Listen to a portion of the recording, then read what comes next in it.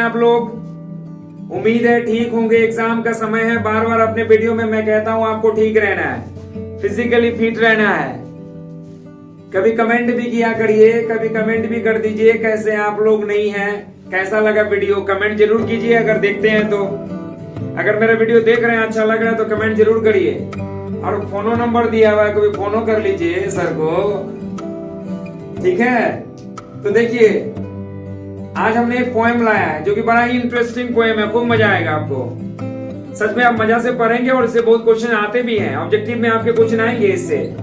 हमने आज का पोएम लिया है एनीपिटफ। एनीपिटफ का मतलब क्या होता है कि पत्थर में अगर खोद के कुछ लिखा जाए, किसी की मेमोरी में, किसी की याद में लिखा जाए, उसको हम लोग एपिटफ कहते हैं। किसी की मेमोरी में, किसी की याद में, शाहजहां ने मुमताज महल की याद में ताजमहल बनवाया था ना, तो किसी की याद में अगर आप खोद के पत्थर में कुछ लिख रहे हैं तो उसको हम लोग एनीपिटफ कहते हैं, यानी इंस्क्राइब्ड ऑन स्टोन, स्टोन में खोद के कोई चीज लिखना। तो इसको लिखे थे हमारे महाशय, एनीपिटफ को हमारे महाशय लिखे थे वाटर डेलामार। हम लोग बिहारी हैं, हम लोग वाटर में ढेलामार पढ़ते हैं इसको याद रखने के लिए। इसका नाम था वाटर डेलामेर, लेकिन हम लोग बिहारी लोग इसे याद रखने के लिए क्या करते हैं, वाटर ढेलामार। वाटर में ढेला मार, बहुत ढेला मारा है वाटर में, खूब याद रहेगा। तो एनीपिटफ का मतलब होता है पत्थर में खोद के कुछ लिखना। नॉर्मली क्या होता है, कब्रिस्तान के पास एक पत्थर रखा जाता है सीमेंट का बना के, उसमें कुछ लिखा गया खोद के, तो उसको खोदना, खोद के लिखना, कुछ दो शब्द लिख दिया गया उसके मेमोरी में, याद में, तो उसको हम लोग एपिटफ कहते हैं। और लिखा कौन है, पानी में ढेला मार, वाटर में ढेला मार। हम लोग बिहारी हैं, बहुत समझ में आएगा। एक्चुअल में इसको पढ़ते हैं वाटर डेलामेर, ठीक है।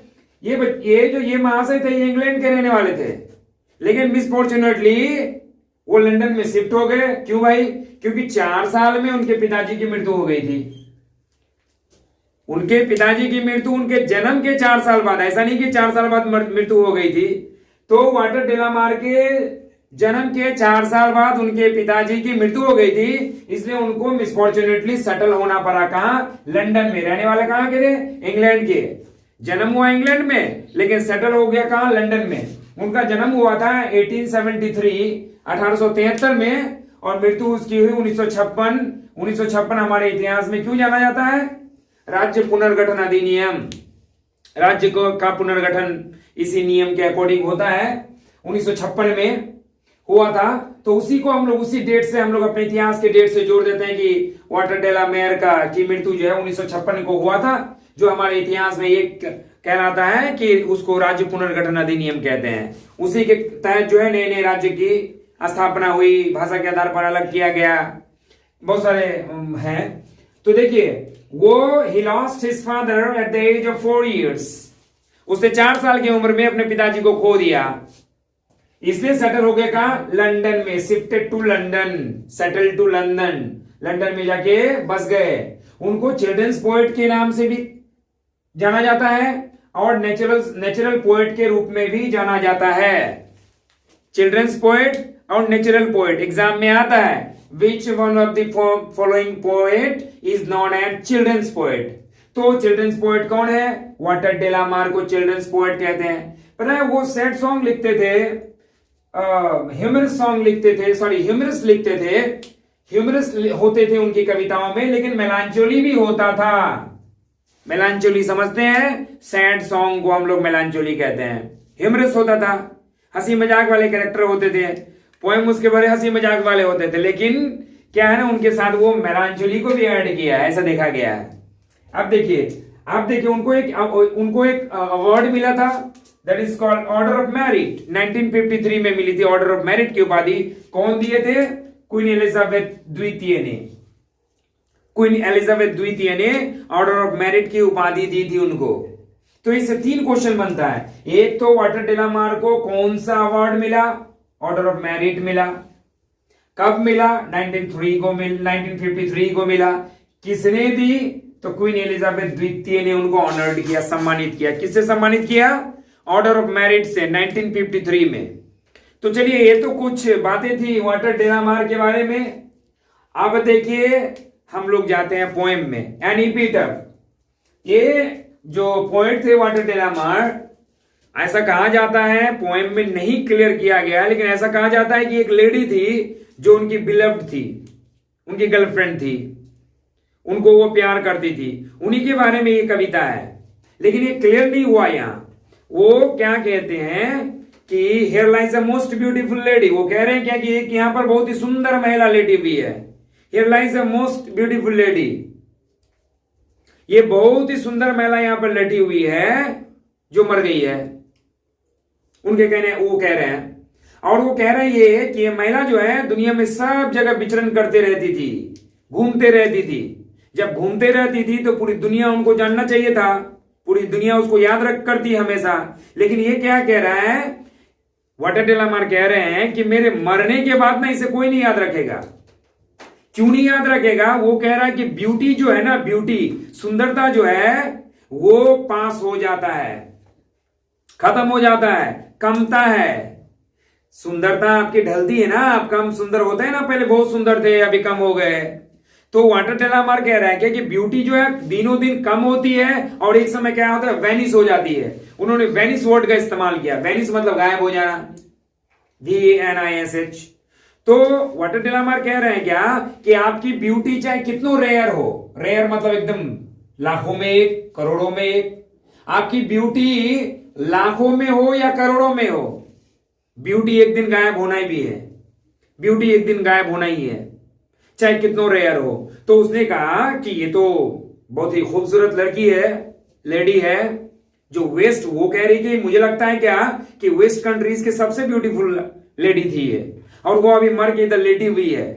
वो ये कह रहे हैं कि कौन इसे याद रखेगा मेरे मरने के बाद, क्योंकि सुंदरता तो वैनिश हो जाती है, गायब हो जाती है। आप अगर अच्छे काम करेंगे तो काम तो जिंदगी भर चलता रहेगा अगर आप कुछ अच्छा काम कर रहे हैं, लेकिन सुंदरता तो लोग याद नहीं रखेंगे, सुंदरता को कितना दिन याद रखेंगे। तो उसने कहा कि beauty vanishes, beauty passes, how rare, rare it be, कितनों अनुपम हो, लाखों करोड़ों में आप अगर सुंदर है तो ऊपर वाला क्या कहेगा आपको आके कि ये बहुत सुंदर है, इसको छोड़ दो, बाकी लोग को मार दो, ये सुंदर है इसको छोड़ दो। ऐसा नहीं होता। वाटर डेलामार ने हमारी आंखें खोली है और वो क्या कह रहे हैं कि आप जो इतने सुंदर है ना, इतने जो सुंदर दिखते हैं, ये आपकी सुंदरता बहुत दिन नहीं रहने वाली है।